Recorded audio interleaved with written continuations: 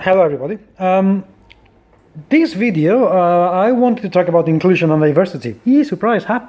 But I'm not gonna do it from a point of view of anger, okay? Or this is not going to be a rant. I'm going to be zen on this, because there's an awful lot of people who complain that when we complain about the lack of inclusivity, that sort of thing, we go on all ranty, all okay. I'm not going to do that. I'm going all fine, all zen, all see, and I'm going to try to give you my reasons why I believe that seeking inclusion and diversity within your games is a very good idea. Okay. Let's start with the premise that any kind of writing endeavor or game design endeavor is a creative process. You have to create something out of nothing, or out of a brief, whether it is creating a game, an adventure, creating a rule set, creating an illustration, anything at all. That is a creative endeavor. Let's go into any creative endeavor done by a creative person has been influenced by that person's personality. And that personality, without any doubt, has been forged by their experiences, how they grew up, what experiences they had or didn't, and what was happening around them. That's us. That's us humans. That's how we, develop and become who we are. That's just something that happens. Now, as a creative person, somebody who comes from any kind of minority will have gone through some experiences that somebody who comes from the majority hasn't, or hasn't to the same degree. Yes, we all experience discriminatory behavior. White cisgender men and women experience, bad behavior, bully, even behavior that it would seem as racist to a white person. Although that's not like experiencing racism, that's a different discussion. But we all have experienced that. And we all know it is not on. It is extremely unpleasant. And those experiences do shape how we look at things, how we see people, how we see the dynamics of relationships, how we see the world around you. Now, what's the difference, though, between a white cisgender man experiencing a bully and a person from a minority, LGBTQI, a black person, anyone else? Well, first of all, is the frequency.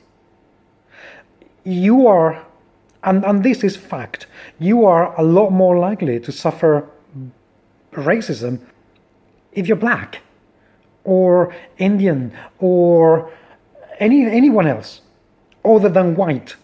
And you may experience racist behavior if you're white, but not racism, because there is no institutionalized rule set against you that's just ingrained in society.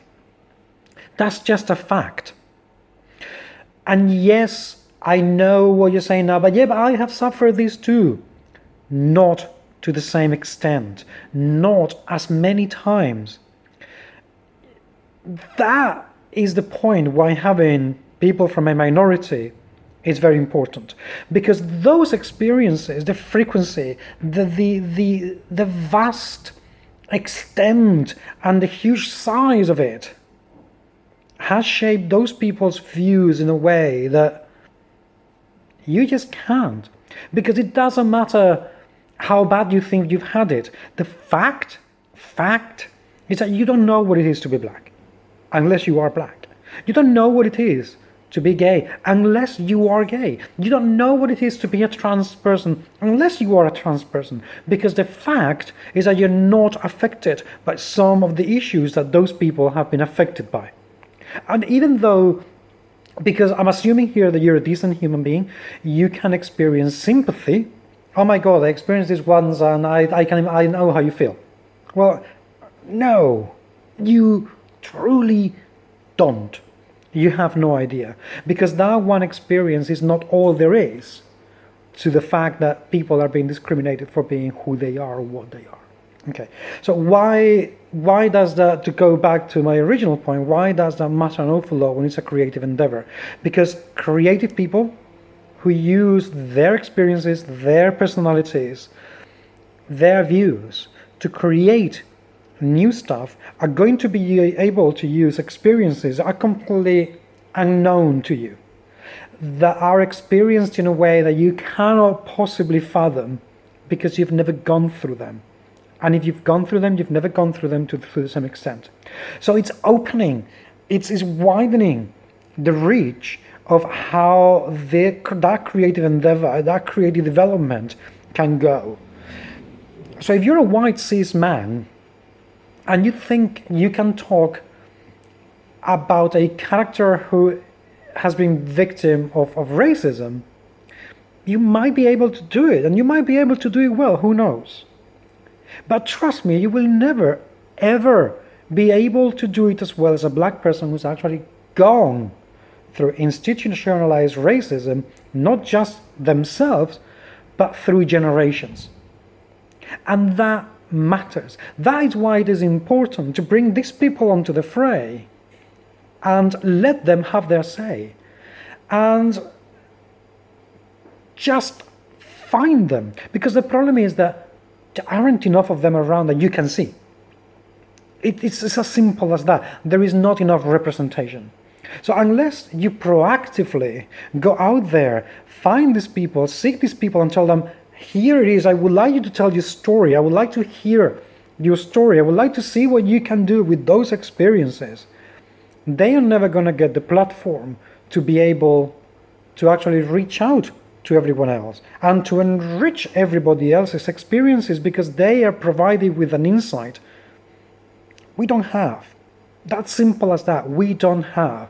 And that's why I think it's important that every single company proactively seeks out people who don't have usually a voice or whose voice have not been heard to the same level of loudness as anyone else, or whatever, new word, as anybody else, and give them that platform. That's why I think it is okay to say, you know what, we already have X number of people. Now I'm going to find another X number of people who can give me something that the existing people cannot, because you cannot have it. That's why I think it's the right thing to do from every point of view, to seek out people from minorities, give them a voice and see what they got. Because sure as hell, not everybody can have every single experience. And if you think you do, you need to talk to people who actually have the experience. You need to simply shut your mind down just for a few minutes, shut your mouth just for a few minutes, and listen carefully. And you will find out that what you thought you knew is nowhere near what actually is. And those people can give perspectives that we just don't have, because we cannot have every perspective. So please, if you're a company, if you're a designer, if you're a reader, find people who usually don't get a voice, find people from a minority, and listen to what they have to say. Listen to what they have to create and see what happens.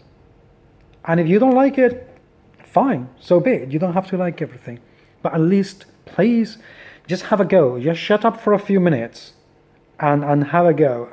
And you will find out that, trust me, you have never been in the same position that they are right now. And that's why they deserve to be heard.